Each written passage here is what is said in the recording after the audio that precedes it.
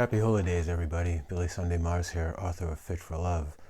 And you may first notice I said holy days because the word holy means to be healed, to become whole.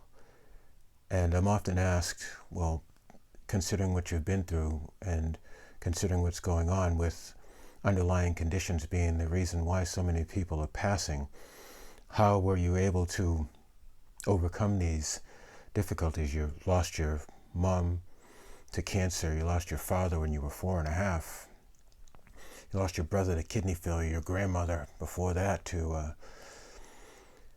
diabetes, and yet you're over 50 and able to stay healthy, apparently. And what I explain to people is I cope with hope. Now people say, well, hope isn't a plan. And I say, maybe not, but it is a practice. And I got that practice as a combination of a few things I learned not only from the Shaolin monks, learning Kung Fu and different things, but also from my uncle, who was a boxer. And you might find this interesting that a boxer said to me, Billy, if you want to find out how tough someone is, it's not if they go like this. If they stand there and they start doing all the stuff to bob and weave and everything and they're ready to fight, that doesn't make someone tough.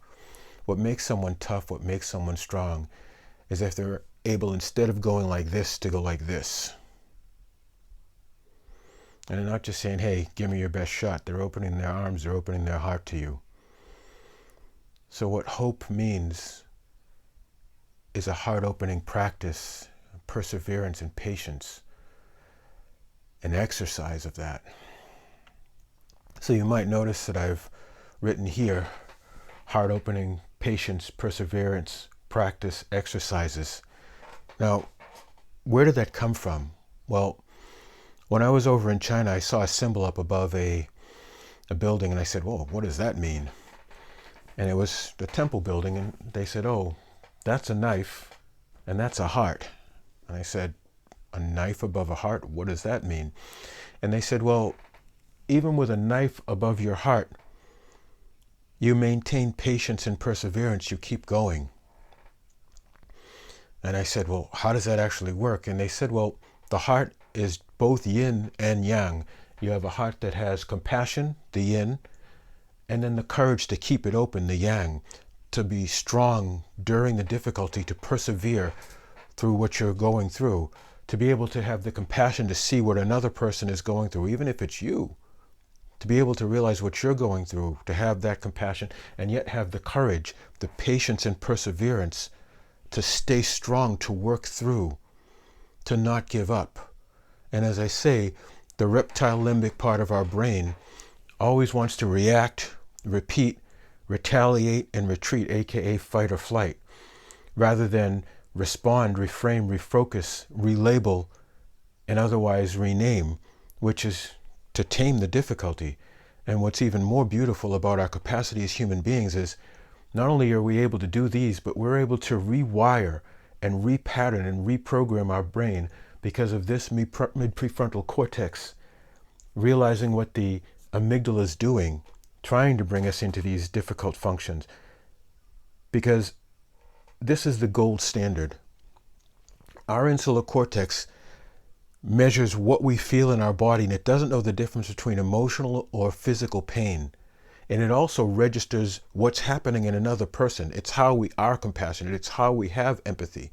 So we're able to measure what's going on within us to self-regulate, then to help another person co-regulate. It's fantastic and incredibly important for couples to understand this.